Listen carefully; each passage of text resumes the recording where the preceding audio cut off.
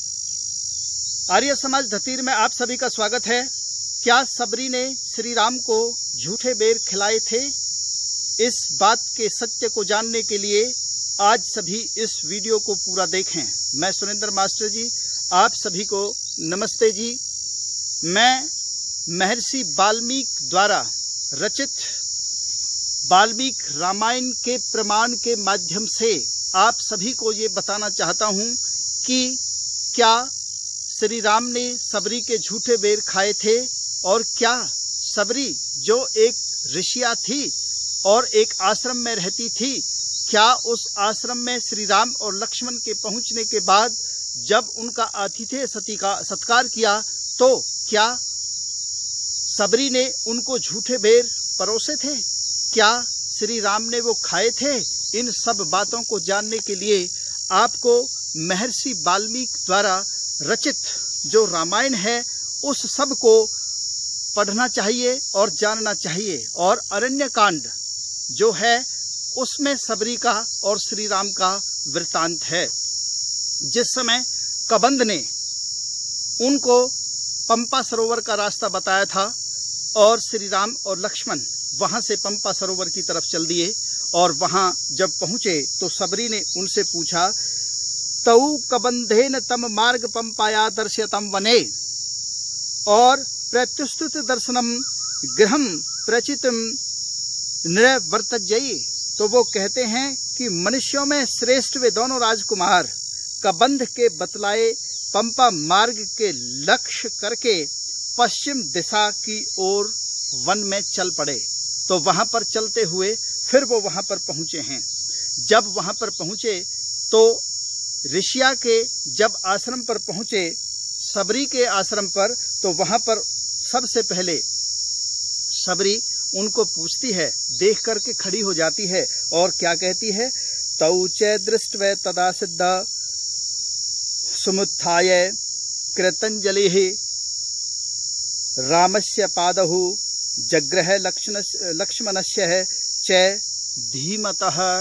यहाँ पर अब आप देखें, वह सिद्ध सबरी उन दोनों भाइयों को देखते ही हाथ जोड़कर खड़ी हो गई और तत्पश्चात उसने महाबुद्धिमान उन दोनों भाइयों के चरण को स्पर्श किया और प्रणाम किया।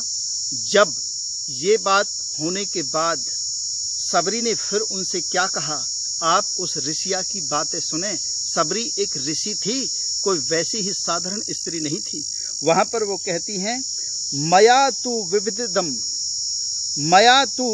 विविधम वन्यम संचितम पुरुषभ यथार्थे पुरुष व्याग्रह पंपा यास्ति रस संभवम। इस बात को सबरी कहती है तो क्या कहती है कि हे पुरुष श्रेष्ठो, मैंने आपके लिए पंपा सरोवर के निकटवर्ती वन में, ध्यान से सुने कि सबरी श्री राम को क्या कह रही है, मैंने पंपा सरोवर के निकटवर्ती वन में उत्पन्न होने वाले अनेक प्रकार के कंदमूल फलों को आपके लिए इकट्ठा कर रखा है। और उसने उनको फिर आतिथ्य में उन कंदमूल फलों को दिया। यहाँ पर कहीं भी बेर की बात है ही नहीं। फिर कुछ स्वार्थी लोग हमारे सामने इस बात को बार बार पेश करते हैं कि श्री राम ने भी सबरी के झूठे बेर खाए थे। ये हमारे लिए कितने दुख और हमारे लिए कितनी विडंबना की बात है कि उन लोगों की कही हुई बात को तो हम जो साधारण पुरुष हैं उन लोगों की बात को तो हम मानते हैं, परंतु जो श्री राम और सबरी की वार्ता है हम खुद ही जान लें कि रामायण के अंदर क्या लिखा है, लेकिन हम उस बात को नहीं जानते, न देखते और उनकी बातों को मान लेते हैं।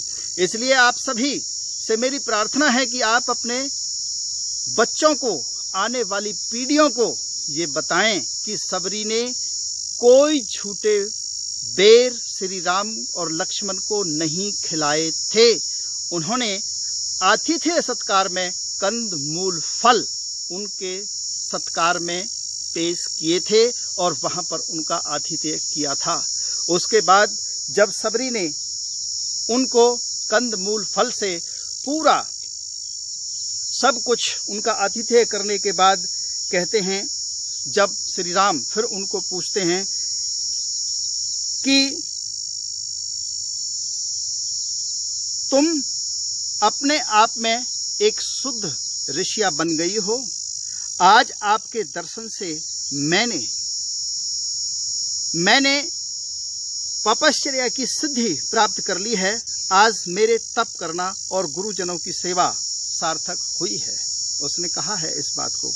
श्री राम से ऐसा कहे जटाधारणी, जब चीर एवं कृष्ण मृग चर्म पहनाने वाली वह सबरी उसी समय अपनी पुरानी देह को त्यागने के लिए इच्छा से श्री राम से अनुमति ले और जलती हुई अग्नि में प्रविष्ट होकर दे दीप्यमान अग्नि के समान वह ब्रह्मलोक को सिधार गई।